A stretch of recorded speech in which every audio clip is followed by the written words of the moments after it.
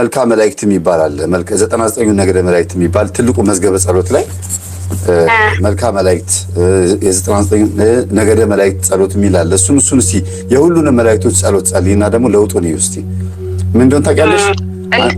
ሶስት ነገር ነው በህይወትሽ የሚከናወነው የነዚህን አባቶች የነዚህን መላእክቶች ጸሎት ጸልይ። አንደኛ ከምትበዩ ከምትጠጩ ከያንዳንዱ ከምታረጊው ነገር ውስጥ አሉ። ለምሳሌ ዝናብን የሚያዘንብ ፀሐይን የሚያወጣ አየሩን የሚመራ ሁሉንም ነገር የሚመሩ መላእክቶች ናቸው ለሰው ልጅ የተሾሙና ይላል የአባቶቻችን እያንዳንዱ ነገር በሰዓቱ እና በስርዓቱ እንዲንቀሳቀስ የሚያደርጉት መላእክቶች ናቸው። የሰራዊት መላእክትን በሙሉ ዝም ብለሽ ጸሎታቸውን አድርጊ። አንደኛ ከሁሉ ነገር በረከት ታገኛለሽ። ሁለተኛ ነገር ደግሞ እሳትን ስትጠጊ ውሃም ስትጠጊ ጨለማም ስትሄጂ በብርሃንም ስትሄጂ የሁሉም መላእክት በረከት ስለሆነ አንቺ ጋር ያለው ሁሉም ይጠብቁሻል። እያንዳንዱ መላእክት ይጠብቁሻል ማለት ይሄኛው መልአክ ቀርቶብኛል ይሄኛው የዚህ መልአክ በረከት ቀርቶብኛል አትይም ማለት ነው። እውነት ነው። እንደሱ አሁን ያልከውን አላረኩም እንጂ ለምሳሌ አሁን አራቱም በቃ አንድ ስለሆኑብኝ ምን አደርጋለሁ መሰለህ? ዛሬ የቅዱስ ሚካኤልን እንጸልያለሁ አይደለ? ነገ ደግሞ የቅዱስ ገብርኤልን፣ ከነገ ወዲያ ደግሞ የቅዱስ ሩፋኤልን፣ አሁን አንቺ የሊቀ መላእክቶቹ ያለሽ አይደል? እነሱን ብቻ ነው የምጸልየው። በቃ ሌላ እንኳን ሌላ መላእክት እንደው ስማቸውን ራሱ ጠርቼ አላውቅም። እኔ ደግሞ እያልኩሽ ያለሁት መሰለሽ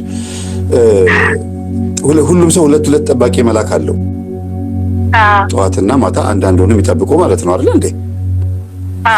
የትኛው ስሙ ማን ይባላል አታውቂው?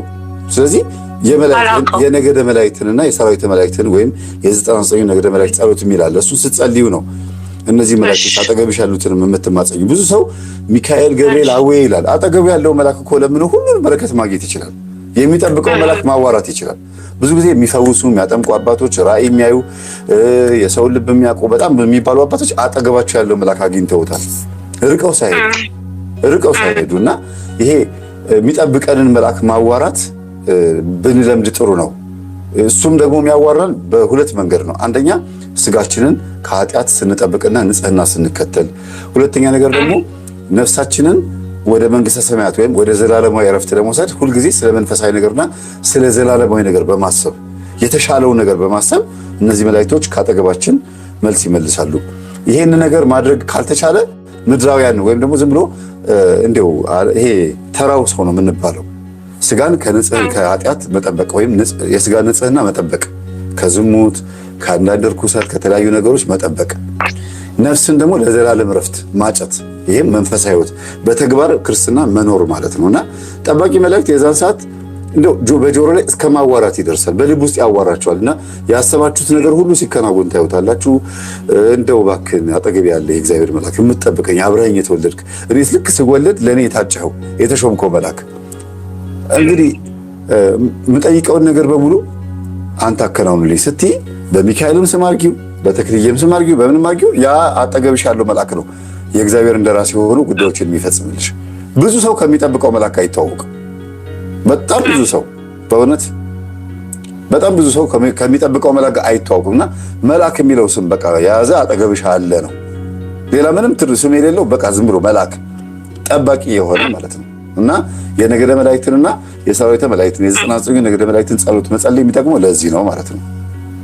ለጠባቂ መልአክ ተብሎ የተዘጋጀ ጸሎት ነው እሱ። ይሄ ነው። በርቺ። እናመሰግናለን እህታችን። እሺ። እና አንድ ምስክር አለኝ ሌላ ማለት ነው በመሀል ወደ ስላስገባው ነው። ይሄኛው ትንሽ የቆየ ነው። እሺ።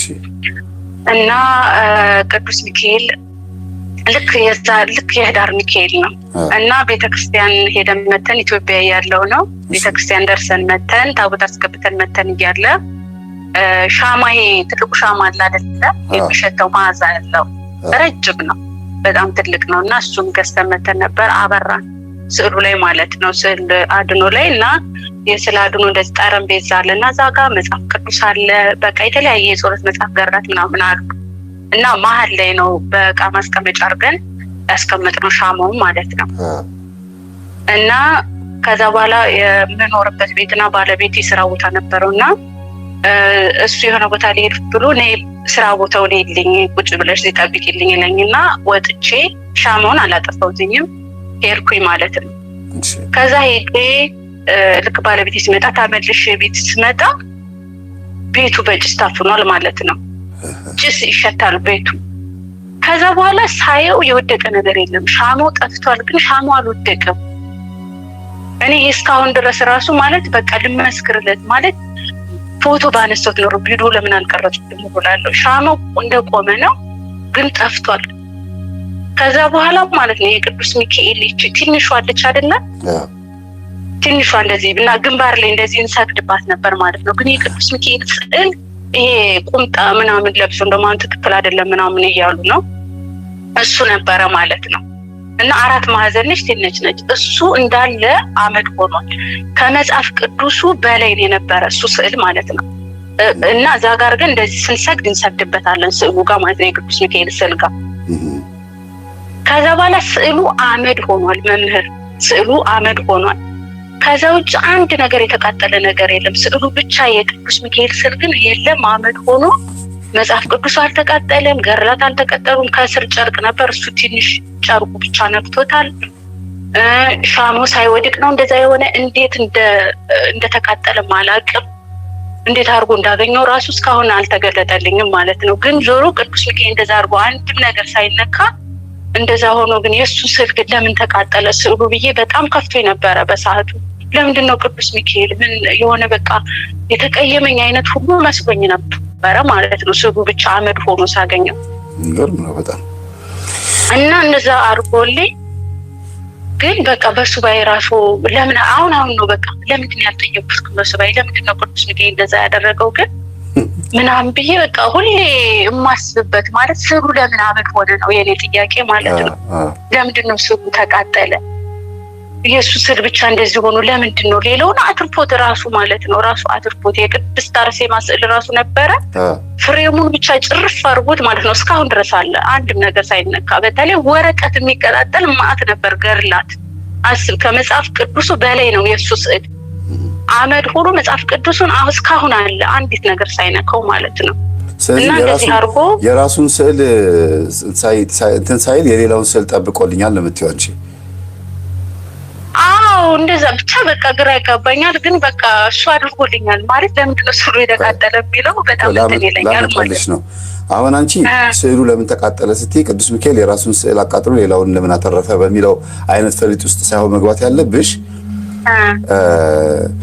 ለምሳሌ በካህኑ ኤሊ ዘመን አፍኒንና ፊንሐስ የሚባሉ ታቦተ ጽዮንን ተሸክመው ጦርነት ሲሄዱ ታቦተ ጽዮን ተማርካ ከጣዖት ፊት ለፊት እንድትቆም አድርጓል እግዚአብሔር አይደል እንዴ?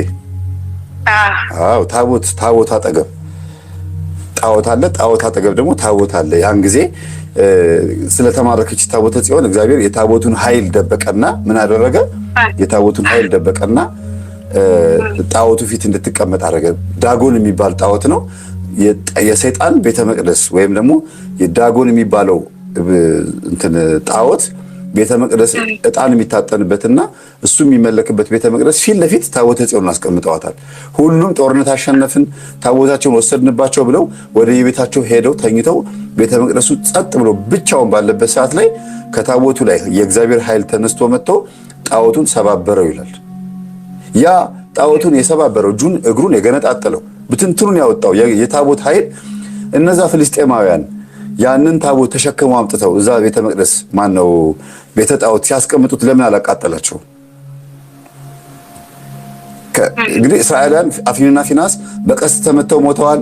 ታቦተ ጽዮን ተማርካለች። ተሸክመው ያመጡት ማን ናቸው? ፍልስጤማውያን ናቸው። እና ፍልስጤማውያን ታቦቱን ሲይዙት ለምን አልተቃጠሉም? ለምን እግዚአብሔር ኃይሉን ደበቀ? አንዳንዴ ይኸውልሽ ይሄ ስዕል ቤተ መቅደስ ምናምን ህንፃ ቤተክርስቲያን ምናምን የሚባለው ነገር እግዚአብሔር ሲቃጠል ዝም የሚልበት የራሱ ምክንያት አለ። ሲፈርስ ዝም የሚልበት ምክንያት አለው ማለት ነው። ከዛ በኋላ የሚመጣውን ነገር መጠበቅ ነው። ይብሳል።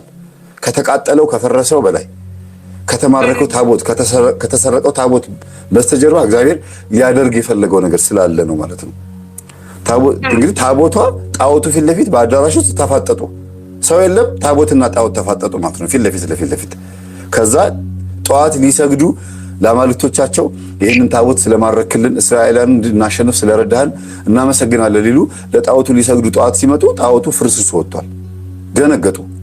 አንደኛ። ሁለተኛ ደግሞ ወዲያውኑ በከተማ ላይ ጠዋት እባጭ የሚባል በሽታ መጣባቸው። በጣም ከባድ የሆነ የሰውነት እከክ በሽታ። አረ እነዚህ እስራኤላውያን ታቦት ስላመጣን ነው አምላካቸው ተቆጥቷል መልሱላቸው ተብሎ በእጃቸው መንካት እስኪከብዳቸው ድረስ በላምና በሰረገላ ላይ ታቦቱን አስቀምጠውት ሸኙት ይላል። ላሞቹ ራሳቸው እንዲያደርሱት ሰው የለ ምን የለ። ላሞቹ በሰረገላው ላይ ያለውን ታቦት ተሸክመው ወደ ማን ገቡ? ወደ እስራኤላውያን መንደር ገቡ ማለት ነው። ከምን ጋር? ከ5 በአይጥ ቅርጽ የተሰራ በአንበሳና በአይጥ ቅርጽ የተሰራ የወርቅ እንትን ትልቀት ያለው እንደዚህ አሁን እንደማሳያችሁ አንድ ወርቅ እንግዲህ በዚህ ልክ ነው የሚሰራው ብዙ ጊዜ እና የሆነ በወርቅ የተሰራ ሙሉ በሙሉ ወርቅ የሆነ 5 አይጥ ወይም ደግሞ 5 አንበሳ ደቦል የመሰለ ወርቅ አድርገው ከታቦቱ ጋር ይቅርታ አምላካችሁን ይቅርታ እንዲያደርግልን ለምኑ ብለው አልቅሰው ነው ታቦቱን የመለሱት። ስለዚህ አንቺም ቤት እኔ እንዲያውም ማቃት ልጅ አለች። አሁን ብትገባ ብትመሰክር ብትደውል ደስ ይለኛል። ምንድነው ከተቃጠለ ቤተክርስቲያን ገጠር ላይ ነው ከተቃጠለ ሙስሊሞች ካቃጠሉት ቤተክርስቲያን ላይ አመድ ወስዳ የዳነች ልጅ አለች። አመድ ይሄንን ታውቂያለሽ? ከሰል ከደመራ ላይ ደመራ ተቃጥሎ ደመራ በርቶ ከደመራው ላይ አንስተን ስንቀባ ደመራውን ያቃጠለው መስቀሉን ለማቃጠል አይደለም፣ ወይም ደግሞ ክርስቶስን ለመቃወም አይደለም። ቤተክርስቲያን ግን ተቃጥላለች እኮ አመድ ሆኗል እኮ። ከዛ ላይ ግን ወስዳ ማህፀኗን ተቀብታ የዳነች ልጅ አለች። ምስክርነት ነው የሰማሁት እንግዲህ ቤተክርስቲያን ላይ። ስለዚህ እግዚአብሔር እምነታችንን በምን በኩል እንደሚያበራው አናውቅ። ዝም ብሎ ማመን ያለብን እኛ እና አንቺም ጋር አመድ የሆነውን ያ ስዕሉን አመዱን ይሄ ደግሞ እምነት ነው ብለሽ በጠርሙስ ብታስቀምጪው እምነት ነው። አይ አስቀምጠን ነው ተጠቅመንበታል በሰዓቱ ማለት ነው። እና እንደዛ ነው የዘውን ቀን እንደዛ የሆነ ስዕሉ ቀን ወጣን ማለት ነው። እና እኔ ነፍሰ ጡር ነበርኩ በሰዓቱ ማለት ነው። የስንት ወር መሰለ ሚካኤል ሐሙስ ሆኖ እኔ ወለድኩት በ15 ነው ማለት ነው። በ15 ማታ ነው የወለድኩት እና የዛን ቀን ማለት ነው ለልጃችን እስኪ ልብስ ምናምን ንግዛ ብለን ማለት ቀኔን እየተጠባበቅኩ ስለሆነ ወጣን ማለት ነው። እዛው የቅዱስ ሚካኤል ቀን እና እየሄድኩኝ እያለ ውሃ ልክ አለ ማለት ነው። ውሃ ልክ በጣም ትልቅ ነው። እዛ ጋር እንዴት እንዳደነቀፈኝ አላውቅም። ሙሉ ለሙሉ ነው የወደቅኩት ውሃ ልኩ ላይ ማለት ነው። እና እኔ በቃ ማለት እዛ ውሃ ልክ ላይ ካረፍኩ ልጅ አይተርፍም ምናምን ብዬ ስላሰብኩኝ በእጅ እንደዚህ በቃ ብዬ ቅዱስ ሚካኤል ምናምን እያልኩኝ ስልክ እየነበረ በእጄ እና ሙሉ ኃይሌን ስልኬ ላይ ነው የጨረስኩት። ሆዴ እዛ ውሃ ልክ ላይ እንዳያርፍ ማለት ነው። እና በጣም የሚገርም ታምር ነው ያደረገልኝ ቅዱስ ሚካኤል። በእርግጠኝነት ነው የማወራው ቅዱስ ሚካኤል ነው ያተረፈኝ ሁላ ማለት ነው። በጣም ነበረ ባለቤት የደነገጠው። እኔ ራሱ በጣም ነበር የደነገጥኩት። ደስ ይላል። በቃ የምነሳ ሁሉ አልመሰለኝ ነበር። እንደዛ አድርጎልኛል በዛው ቀን እንደዛ ሆነ በስቡ ቀን ማለት ነው ቅዱስ ሚካኤል እንደዛ አድርጎልኝ። አሁን ልጄ 8 ዓመቱ ነው። የሚማረውም የቅዱስ ሚካኤል ቤተክርስቲያን ነው። በጣም ደስ ይላል። በጣም ነው ወደው። ስለዚህ እንደዚህ ነው እህታችን መቅደሰ ማርያም ዛሬ መታ የነገረችን አንድ ትልቅ ትምህርት አስተምሮናል። እስቲ በቲክቶክ፣ በፌስቡክ፣ በዩቲዩብ ሾርት ላይ ወይም ደግሞ በዋትስአፕም በኢንስታግራምም ሊሆን ይችላል በምን አድርጋችሁ የቅዱስ ሚካኤልን ስዕል አንደኛ እንትናችሁን ይሄ ፕሮፋይላችሁ ማድረግ፣ ሁለተኛ ነገር ደግሞ ለአንድ ሳምንት ያክል የሚቆይ የጸሎት ክፍላችሁን ልክ እንደዚህ ያው የጸሎት ክፍላችሁን እንደዚህ ቀርጻችሁ ልቀቁ። እዚህ ጸሎት ክፍል ውስጥ ነው መላእክት መጥተው አግኝተውን ተአምር የሚሰሩት አይደለም እንዴ? ከቤታችን ነው የሚጀምረው። ሁላችሁም ጸሎት ክፍላችሁን ቀርጻችሁ ልቀቁ። ሁላችሁም እኔ አሁን ያልኩትን አይደለም የምትለቁት። ይሄን ቪዲዮ ቆርጣችሁ ሳይሆን አሁን የዚህ ዩቲዩብ ውስጥ ያላችሁና ይሄን ቪዲዮ ነገ አድሮም 20,000 30,000 ሰው ቢያየው ማለት ነው የጸሎት ክፍላችሁን በቪዲዮ በደንብ አድርጋችሁ ጥሩ አድርጋችሁ ቅረጹ እና እስቲ ሰው ይይ ጸሎት ክፍል እንዴት ጠቃሚ እንደሆነ ይጎምጁ፣ እስቲ ይኮርጁ። መኮረጅም ካለብን ይሄን ነው መኮረጅ አለብን። ፋሽን ከምንኮርጅ ማይረባ ዳንስና ማይረባ ነገር ከምንኮርጅ ጸሎት ክፍል እናሳያቸውና ይሄን ይኮርጁ፣ ይሄን ይማሩ። እስቲ መቅደሰ ማርያም ይሄን ሐሳብ እንድናፈልቅ እናመሰግናለን። መምህር ግን በቪዲዮ የተደገፈ እኔ ራሱ ማስረጃ ላይ ሌላ ከዛ በኋላ የገጠመኝ ማለት ነው። ባለቤቴ በቪዲዮ አስቀምጧል። አሁን ራሱ እንደዚህ ሻማ አብርቶ ያ በእኛ ጥፋት ነው ሻማው አልቆ እሱ ዘግቶት ሄዶ ነበርና ከዛ በኋላ መጽሐፍ ቅዱስ ነበር እንደዚህ እንዳልኩ የሁለት ቦታ የተለመደ ነው። እና ከዛ በኋላ ምንጣፉ ከስር ያለውን አቃጥሎት ማለት ነው መምህር። ይሄ በቪዲዮ ስለሆነ እርግጠኛ ሆኜ ነው ማወራ። በቪዲዮ መጽሐፉ ከስር ያለውን አቃጥሎ ማለት ነው። መጽሐፍ ቅዱሱ ምንም ሳይሆን ስዕሉ ምንም ሳይሆን ፕላስቲክ አለ የጸሎት ውሃ የሚጠቀምበት እንደዚህ የምንረጭበት ማለት ነው። አሎ ይቅርታ ማለት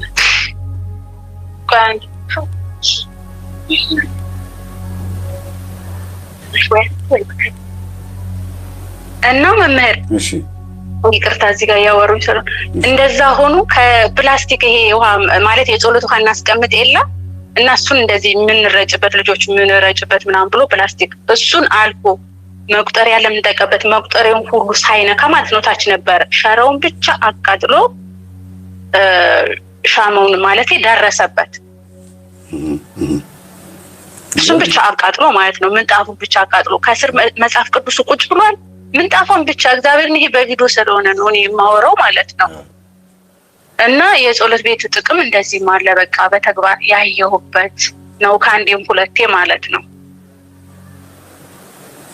ይገርማል በጣም እንዲህ አይነት ነገር መስማት ደስ ይላል። በነገራችን ላይ ምዕመናን ጸሎት ክፍል ማለት ወይም የቅዱሳን ስዕላት ያለበት ቦታ ላይ መጸለይ ማለት ብዙ ተአምር የሚፈጸምበት ቦታ ማለት ነው።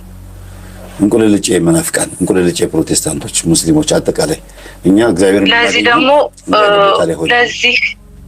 ለዚህ ደግሞ አባቴ መምህር ግርማን የኔ ወድ አባት በጣም አመሰግናቸዋለሁ።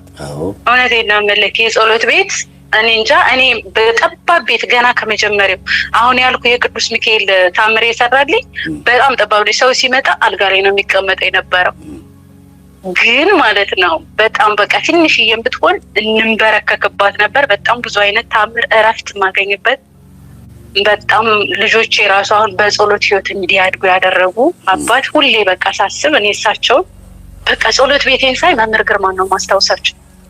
ስሰግድ መምህር ግርማን ነው ማስታወስ። ምክንያቱም የአምልኮት ህይወት የሚባለው እኔ መምህር የአምልኮት ስግደት በቃ ህይወትን እንድኖር በቃ እኔ ቃላት የለኝም ስለሳቸውና በጣም አመሰግናቸዋለሁ። እሳቸውንም ሁሌ የዛሬ የምስክር መስጠትም ስለሆነ እሳቸውንም እንደ አንድ ምስክር በጣም ነው የማመሰግናቸው የሁሌምና በጣም የጸሎት ህይወትን እንዳውቅ ያደረጉኝ አባት እሳቸው ናቸው። አምልኮት ህይወት እግዚአብሔርን ማምለክ በተግባር በቃ ማምለክ ማለት ነው። ይሄ መንፈሱ ምናምን ትተነው እግዚአብሔር ማምለክ መስገድ እገዛልሃለሁ አምላኬ ሆይ እገዛልሃለሁ ማለት በተግባር ያሳዩን ውድ አባት እና ደግሞ በተለይ አርጋኖን እሳቸው ደግሞ አንተ መላእክትን ፍቅር እንዳሳደርክብን ደግሞ መምህር አርጋኖን መጽሐፍ ደግሞ መምህር ግርማ ናቸው። እኔ አሁን አርጋኖን በቃ አላውቀውም ሁላ እና እሳቸው ሲሉ ሰምቼ ነው። ግን በጣም ነው በቃ እንጃ አርጋኖን እመቤታችን አሁን መናፍቃን የእመቤታችን ፍቅር ያልገባቸው አርጋኖን ቢያነቡ ማለት ነው መምህር መናፍቃን ራሱ ይገባቸዋል የእመቤታችን ፍቅር። አርጋኖ በራሱ በቃ ይስልብሃል እያንዳንዱ ፊደል ማለት ነው ስለሷ እና ይህን መጽሐፍ ራሱ መምህር ግርማ እንድንወደው እንድናፈቅረው አድርገውናል አርጋኖን ማለት ነው። እኔ በበኩል አንተ ደግሞ መላእክትን በደንብ አድርገህ አብራርተህ የምታስተምርበት ስለ መላእክትን የቅዱስ ሩፋኤል ራሱ ስወልድ የሚገርም ነገር ምጤ መጥቶ ማለት ነው አንተ በነገርከኝ መሰረት ማለት ነው ምጤ መጥቶ ከዛ ወገቤን እየቆረጠኝ ነበርና ከዛ በኋላ የቅዱስ ሩፋኤልን ድርሳን እስከምጸልይ ጸጥ አለ ምጤ ማለት ነው። እሺ ጸጥ ብሎ የቅዱስ ሩፋኤልን ድርሳን ጸልዬ ጨርሼ ማለት ነው ልክ ስጨርስ ምጤ መጣ ማለት ነውና ሕክምና ሄድኩኝ። ከዛ ልክ ሲሄድ እንደምጥሽ እኮ ኦሬዲ መጥቷል በቃ ምናምን ነገር አሉኝ ማለት ነው። ከዛ በኋላ ገባሁኝ ምኑንም ሳላውቀው ማለት ነው ጣር የለም እኔ ለስዕሉን እየነበረ ደረቴ ላይ ቅዱስ ሩፋኤልን ራሱ መሰክርለት ወለድኩኝ ማለት ነው። እና እያንዳንዱ መላእክትን ብንጠይቃቸው በጣም እንደሚያደርጉልን እኔ በአንተ ነው ስለ መላእክት ያወቅኩትኝ። የምስክር ቀን ስለሆነ ዛሬ ለአንተ መሰክራለሁ ስለ መላእክቱ መስክር ያለውና በዚህ አጋጣሚ እንግዲህ ሁሉንም መላእክት ልል ብላችሁ አመስግኑልኝ ሁሉንም ማለት ነው።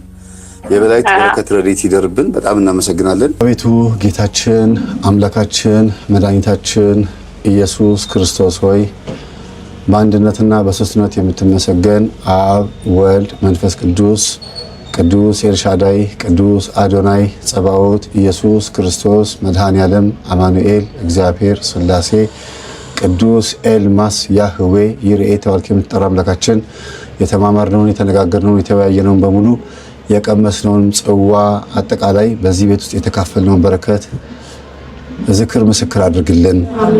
በመንግስተ ሰማያት ተሰባስበን የምናስታውሰው አድርግልን። ከዚህ ማህበር መካከል ማንም ሰው ለመንግስተ ሰማያት አይጉደል። እናታችን እመቤታችን ቅድስት ድንግል ማርያም ዋስ ጠበቃ ትሁነን። ቅዱስ ሚካኤል ሁላችንን የሚከተለን።